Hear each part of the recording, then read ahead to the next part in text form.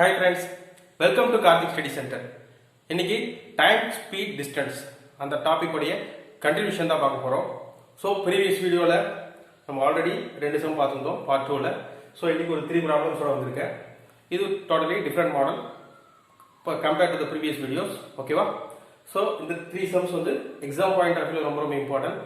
இந்த மாதிரி சம்ஸ் எக்ஸாம்ஸில் கேட்க வாய்ப்புகள் நிறையவே இருக்கு. ஓகேங்களா? சரி வாங்க இந்த பேசிக்ஸ் மாடல்ஸை பார்த்துடலாம். இது உங்களுக்கு ரொம்ப ரொம்ப யூஸ்ஃபுல்லாக இருக்கும் எக்ஸாம் பாயிண்ட் ஆஃப் வியூ. சரியா? சரி டேரக்டாக சம் போகலாம் வாங்க.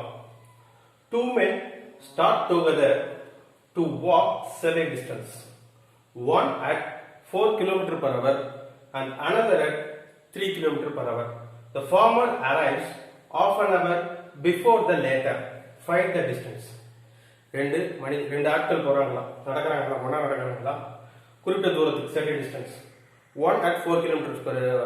ஒருத்தருடைய ஸ்பீடு வந்து 4 km per hour வேகத்தில் போறாரு. இன்னொருத்தருடைய வேகம் என்னது 3 km per hour. இதுல முதல்ல போனவர் வந்து பின்னாடி வந்தவரோட முதல்ல இருந்தவர் அரை மணி நேரம் முன்னாடியே வந்துடுறாராம் இன்னொருத்தரோட ஃபர்ஸ்ட் வந்தவர். ஓகேவா? Find the distance. ஓகேவா? அப்ப 4 km போறவர் தான் நல்ல ஸ்பீட்ல போயிருப்பாரு, நமக்கே தெரியும். இவரோட ஸ்பீட் அதிகம், அப்ப இவர் தான் சீக்கிரமா போய் சேர்ந்திருப்பாரு. அதான் சொல்லியிருக்காங்க former arrives half an hour before the later. அதுதான் அர்த்தம் தான். Find the distance. அப்ப டோட்டல் டிஸ்டன்ஸ் என்ன, அவங்க ரெண்டு பேரும் எவ்வளவு தொலைவை கடந்தாங்கன்றது தெரியாது, அதை கேட்கறாங்க. ஓகேவா? சரி வாங்க கண்டுபிடிக்கலாம். ஸோ இப்போ இந்த இடத்துல டிஸ்டன்ஸ் கேட்கறாங்க. அப்ப நமக்கு ஸ்பீடும் டைம் இருந்தா டிஸ்டன்ஸ் கண்டுபிடிச்சிடலாமா? இதுதான் வந்து பேசிக் ஃபார்முலா. ஓகேவா? Distance equal to speed into time. Okay, இப்போ நம்ம கிட்ட பாத்தீங்கன்னா 2 ஸ்பீட் இருக்கு. ஓகேவா? இது வந்து ஒருத்தர் ஃபர்ஸ்ட் மேனோட ஸ்பீடு, இது வந்து செகண்ட் மேனோட ஸ்பீடு. இது நம்ம டைரக்டா அப்படியே எடுத்து அப்ரோச் பண்ண முடியாது. ஸோ அப்போ கொஸ்டின் அண்டர்ஸ்டாண்ட் பண்ணிக்கணும். ஸோ இப்போ 2 பேர் இருக்காங்க. ஃபர்ஸ்ட் ஒருத்தரோட ஸ்பீடு வந்து S1 வச்சுக்கிறேன். அவர் வந்து 4 km per hour. 4 km per hour. Okay. Second பர்சனோட ஸ்பீடு 3 km per hour. ஓகேவா? ஸோ இந்த ரெண்டுத்துக்குமான டிஃபரன்ஸ், ஒருத்தரோட இன்னொருத்தர் half an hour டிஃபரன்ஸா இருக்கா? ஸோ அதுதான் கீ பாயிண்டே. ஸோ இந்த லைனை நீங்க கரெக்டாக பிடிச்சிட்டீங்கன்னா சம் போட்டுடலாம். ஸோ அப்ப டைம் டிஃபரன்ஸ் எவ்வளவு வருது? half an hour. ஓகேவா? ஸோ இந்த டைம் டிஃபரன்ஸ் வச்சு தான் நம்ம போட முடியுமே. இப்போ இதுவே இப்போ இந்த ஈக்குவேஷனை டைம் வேணும் நம்ம என்ன பண்ணுவோம்? Time is equal to distance by speed இப்படி போடுவோமா? ஓகேவா? இதுக்கு நம்ம மாத்திக்க வேண்டியதுதான். ஏன்னா நமக்கு கொடுத்துருக்கிற டேட்டா டைம் தெரியும் half an hour, டிஸ்டன்ஸ் 2 பேர் இருக்கிறாங்க. இப்போ இந்த கேட்டகரியில அப்ப 2 பேர் இருக்கிறாங்க. ஸ்பீடு 2 ஸ்பீடு பார்த்தோமா? ஸோ அப்ப 2 பேர் கடந்த டிஸ்டன்ஸ் வேணா ஒண்ணுதான், பட் ஆனா அந்த கடந்த வேகம் வித்தியாசப்படுது. அதனால 2 பேர்த்துக்குமான அந்த டைம் டிஃபரன்ஸ் தான் half an hour சொல்லியிருக்காங்க. ஸோ அப்ப என்ன எடுத்துக்கிறேன்னா டிஸ்டன்ஸ்ன்றது கான்ஸ்டன்ட். என்னைக்குமே ஒருத்தர் ஒரு பாயிண்ட்ல இருந்து இன்னொரு பாயிண்ட் போயிட்டு திருப்பி ரிட்டர்ன் வரும்போது அந்த டிஸ்டன்ஸ் கான்ஸ்டன்டா இருக்கும். அதே 2 பேரும் போயிருந்தா கூட ஸோ அந்த டிஸ்டன்ஸ்ன்றது கான்ஸ்டன்டா இருக்கும்னு நான் சொல்லியிருக்கேன். ஸோ அதுல எந்த சேஞ்ச் இல்லை. சப்போஸ் இப்போ நான் இந்த இடத்துல என்ன எடுத்துக்கிறேன்னா இது 2 விதமா எடுத்துக்கலாம், 2 கேட்டகரியா எடுத்துக்கலாம். இப்போ ஃபர்ஸ்ட் பர்சன் எவ்வளவு டிஸ்டன்ஸ் போனாலும் தெரியாது, அதை நான் எக்ஸல் வச்சுக்கிறேன் டிஸ்டன்ஸை. இவர் எவ்வளவு ஸ்பீட்ல போயிருப்பாரு? 4 km per hour வேகத்தில் போயிருப்பாரா? இன்னொருத்தர் 3 km per hour வேகத்தில் போயிருப்பாரு. இந்த 2 பேருக்கு டிஃபரன்ஸ் தான் இந்த half an hour. புரியுதா? ஸோ இதுதான் மாத்துறேன். அப்ப 3 km போற டிஸ்டன்ஸ் ஸ்பீடு போறவருக்கும் அதே டிஸ்டன்ஸை 4 km per hour டிஸ்டன்ஸ் வேகத்தில் போறவருக்கும் டிஃபரன்ஸ் வந்து half an hour. இந்த லைன் இந்த ஈக்குவேஷன் நீங்க எழுதிட்டீங்கன்னா சமம் போட்ட மாதிரி. இது உங்களுக்கு புரிஞ்சிச்சுன்னா ஏன் இதுல வந்து x/4 - x/3 வரக்கூடாதா இந்த டவுட் வரலாம். இப்ப 3 km per hour வேகத்தில் போனவர் தான் அதிகமான நேரத்தை எடுத்துக்குவார். இதுவே 4 km per hour போனவரை விட. ஸோ அப்ப அதிகமான டைம்ல இருந்து கம்மியான டைம் மைனஸ் பண்ணாதான் இந்த டிஃபரன்ஸ் கிடைக்கும். ஸோ அதனாலதான் நான் இப்படி போட்டிருக்கேன். ஓகே, ஸோ இதுக்கு எல்சிஎம் எடுங்க. 4x ஆயிடும், இங்க 3x ஆயிடும். எல்சிஎம் எடுத்தீங்கன்னா 12 வரும் காமனா டினாமினேட்டர்ல. ஓகேவா? So therefore x is equal to 12/2. இதை ஃபர்தரா கேன்சல் பண்ணினா 6. So total distance 6 km per hour.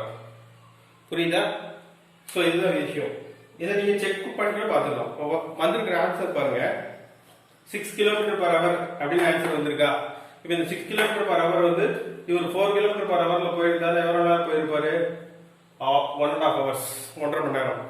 இவர் 3 km/h 6 km போயிருந்தா 2 hours. ஸோ டிஃபரன்ஸ் பாருங்க, ஆட்டோமேட்டிக்கா 1/2 hours. ஸோ கொஸ்டின்ல கொடுத்தது கரெக்டா இருக்கா? ஸோ நம்ம கண்டுபிடிச்சதும் கரெக்ட். ஓகேவா? இப்படிதான் நமக்கு சம புரிஞ்சுக்கணும். Next, if a train 110 meter long passes a telegraphic pole in 3 seconds, then the time taken by it to cross a railway platform 165 meter long will be. Okay. So time speed distanceல எப்பயுமே நம்ம வந்து ரெண்டு variant வரும்போது நம்ம கொஸ்டினை நல்லா புரிஞ்சு வச்சுக்கணும். இப்ப ஒரு ட்ரெயின் வந்து ஒரு டெலிகிராபிக் போல் தாண்டுதான், ஒரு கம்பத்தை தாண்டுது. இந்த ட்ரெயின் வந்து ஒரு கம்பத்தை தாண்டறதுக்கு எவ்வளவு செகண்ட் எடுத்துக்குது? டைம் 3 செகண்ட் எடுத்துக்குது. ஸோ இந்த ட்ரெயினோட லென்த் வந்து 110 மீட்டர். இது ட்ரெயின், இது ஒரு போல். ஸோ கம்பேர்ட் டு த ட்ரெயினோடைய லென்த்தை பொறுத்த வரைக்கும் போலோட டிஸ்டன்ஸ் வந்து நெக்லிஜிபிள்ன்றதுனால ஸோ இதனுடைய இது வந்து எது டிஸ்டன்ஸை கன்சிடர் பண்ணிக்க மாட்டோம். இதை வந்து 110 மீட்டர் லாங் ட்ரெயின் வந்து கிராஸ் பண்ணி போனா இதோட டிஸ்டன்ஸ் மட்டும் தான் எடுத்துக்குவோம், லென்த்தை மட்டும் தான் எடுத்துக்குவோம். ஓகேவா? அப்ப இந்த கொஸ்டினுக்கு இப்போ இது மூலமா நம்ம ஸ்பீடு கிடைச்சிருமா? இங்க 110 மீட்டர்ன்ற டிஸ்டன்ஸ் இருக்கு, டைம் பீரியட் இருக்கு. ஸோ அப்போ இந்த ட்ரெயினோட ஸ்பீட் கிடைச்சிருமா? ஸோ ஸ்பீடு வேணும்னா distance by time, distance by time taken. ஓகேவா? இப்போ ட்ரெயினோட ஸ்பீடு தெரிஞ்சிருச்சு, 110 metre divided by 3, 110 by 3 metre per second. ஓகேவா? இப்போ செகண்ட் கண்டிஷன் பாருங்க, the time taken by it to cross a railway platform. அதே ட்ரெயின் வந்து ஒரு பிளாட்ஃபார்மை கடந்து போறதுக்கு எவ்வளவு நேரம் ஆகும்னு கேக்குறாங்க. அப்ப ஒரு ஸ்டேஷன் இருக்குன்னா அதுல பெரிய பிளாட்ஃபார்ம் இருக்கும். ஓகேவா? பிளாட்ஃபார்ம் பெருசு. இப்போ பிளாட்ஃபார்மோட லென்த் கொஸ்டின்ல கொடுத்துருக்காங்க 160 மீட்டர். ஸோ ட்ரெயினோட லென்த்தோட பிளாட்ஃபார்ம் பெருசா இருக்கு. ட்ரெயின் வந்து எவ்வளவு? 110 மீட்டர். அதே ட்ரெயின் தான், அதான் இங்க முக்கியமான விஷயமே. ஸோ இப்போ இதுல டோட்டல் டிஸ்டன்ஸ் என்னன்னா platform length plus train length வரணும். இவ்வளவுதான் விஷயம். அப்ப 165 பிளஸ் 110 275. இதை புரிஞ்சுக்கிட்டீங்கன்னா நீங்க ஈஸியா அப்ரோச் பண்ணிடலாம். ஓகேவா? இப்ப டைம் என்னன்னு கேக்குறாங்களா? Time taken. அப்ப டைம் வேணும்னா ஸ்பீடு தெரிஞ்சாதான் போட முடியுமா? சோ ஆல்ரெடி ஃபர்ஸ்ட் சீனரோட எது கொடுத்திருக்காங்க? ட்ரெயினோட ஸ்பீடை கண்டுபிடிக்கிறதுக்கு தான். ஆல்ரெடி கண்டுபிடிச்சிருக்கோமா? 110/3. ஓகேவா? இப்ப டைம் வேணும்னா டிஸ்டன்ஸ் பை ஸ்பீட். டிஸ்டன்ஸ் எவ்வளோ? 275 மீட்டர் பை ஸ்பீடு 110/3. 110/3. ஸோ இப்போ இந்த 275 இந்த 3 மேலே போயிடும், டிவைடட் பை 110. ஓகேவா? இப்போ 11 பண்ணீங்கன்னா 11 10 சார் 11 2 சார் 22, ரிமைனிங் 5 வரும் 25. இது 5 பண்ணீங்கன்னா 5 2 சார் 5 5 சார் 15/2 7.5. ஸோ டோட்டலா 7.5 செகண்ட்ஸ்ல கிராஸ் ஆகும். இவ்வளவுதான் விஷயம். புரியுதா? ஸோ கொடுத்துருக்கிற டேட்டாஸை புரிஞ்சுக்கிட்டு, ஸோ அதில் எத்தனை லென்த் இருக்குது, அதில் எத்தனை வகையான ஸ்பீட் இருக்குதுன்னு முதல்ல தெரிஞ்சுக்கிட்டு அதுக்கேற்ற மாதிரி நீங்கள் அப்ரோச் பண்ணி போட்டிங்கன்னா சம் சால்வ் பண்ணுறது இந்த கான்செப்டில் ஈஸி. ஸோ அப்போ கொடுத்துருக்கிற டேட்டா கிளியராக புரிஞ்சுக்கிட்டு என்னென்ன இருக்குதோ அந்த தேவையான டேட்டாஸை எடுத்து எழுதணும். பொதுவாகவே ட்ரெயினோட லென்த் தான் எல்லா நேரத்தையும் கன்சிடர் பண்ணிப்போம். இந்த மாதிரி பிளாட்ஃபார்ம் லென்த், இந்த பெரிய பெரிய லென்த் தான் கன்சிடர் பண்ணிப்போம். ஒரு காரோட லென்த்தோ ஒரு போலோட லென்த்தோ கேட்டிருந்தாங்கன்னா அது கன்சிடர் பண்ண முடியாது. ஓகேவா? ட்ரெயினை கம்பேர் பண்ணும்போது எந்த ஒரு வெஹிக்கலோட லென்த்தையுமே வந்து நெக்லிஜிபிள், 0 தான் எடுத்துக்கணும். சரி, okay. Next question. A train 200 meter long is running at 72 km/h. In how much time will it pass a platform 200 meter long? Okay. ஒரு ட்ரெயினோட லென்த் கொடுத்துட்டாங்க 200 மீட்டர். அது என்ன வேகத்துல போதும்? 72 km/h. Okay.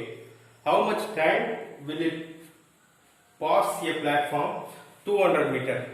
Okay. ட்ரெயினோட லென்த் கொடுத்துருக்காங்க எவ்வளோ? 200 மீட்டர். அதோட speed 72 kilometre per hour. Okay, அது ஒரு பிளாட்ஃபார்மை கடந்து போறதுக்கு எடுத்துக்கிற டைம் தான் கேட்டிருக்காங்க. அந்த பிளாட்ஃபார்மோட லென்த் எவ்வளவு கொடுத்துருக்காங்க? 200 மீட்டர். ஓகேவா? ஸோ அப்போ டோட்டல் டிஸ்டன்ஸ் வந்து இந்த ட்ரெயின் லென்த்தும் பிளாட்ஃபார்ம் லென்த்தும் ஆட் பண்ணிக்கணும். இது 200, அது 200, டோட்டலா 400 மீட்டர். ஃபர்ஸ்ட் கேஸ் இதை முதல்ல என்னைக்குமே நீங்க எழுதி வச்சுக்கணும். டிஸ்டன்ஸ் என்னைக்குமே வந்து மைனஸ்ல போகாது. ஸ்பீட், ரிலேட்டிவ் ஸ்பீடு பாத்தீங்கன்னா சேம் இதுல போனாங்கன்னா மைனஸ்ல வரும், ஆப்போசிட் டைரக்ஷன்ல வரும்போது பிளஸ்ல வரும்னு பார்த்துருப்போம். அந்த மாதிரி டிஸ்டன்ஸை பொறுத்த வரைக்கும் பிளஸ் மைனஸ்லாம் கிடையாது, எப்பயுமே ஆட் பண்ணிக்கணும். ஓகேவா? இல்ல காமனா ஒரு டிஸ்டன்ஸ் வந்து கொடுத்துருப்பாங்க, இல்லைன்னா இந்த மாதிரி 2 டிஸ்டன்ஸ் கொடுத்துருக்கும் போது 2 லென்த் கொடுத்துருக்கும் போது அதை ஆட் பண்ணிக்கணும், அவ்வளவுதான்.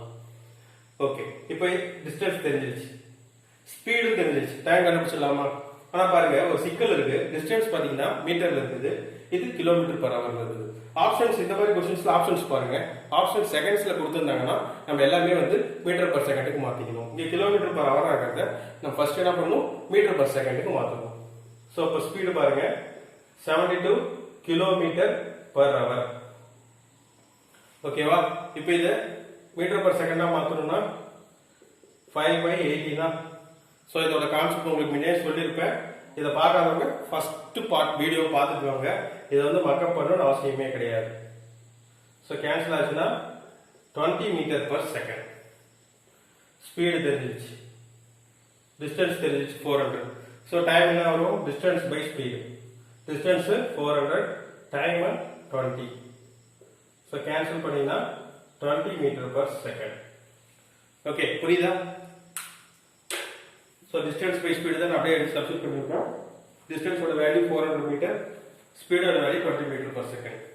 எடுத்து கேன்சல் பண்ணீங்கன்னா 20 மீட்டர் பர் செகண்ட். ஓகேவா? ஸோ இன்னைக்கு பார்த்த இந்த பார்ட் 3 வீடியோட டைம், ஸ்பீட், டிஸ்டன்ஸ் இருக்கிற இந்த 3 ப்ராப்ளம்ஸ் உங்களுக்கு கிளியர் கட்டா புரிஞ்சுக்குன்னு நான் நினைக்கிறேன். உங்களுக்கு ஏதாவது டவுட்ஸ் இருந்தா கமெண்ட் செக்ஷன்ல கமெண்ட் பண்ணுங்க. ஓகேவா? மறக்காம நம்ம சேனலுக்கு லைக் பண்ணுங்க, ஷேர் பண்ணுங்க, சப்ஸ்கிரைப் பண்ணுங்க. தேங்க்ஸ் ஃபார் வாட்சிங்.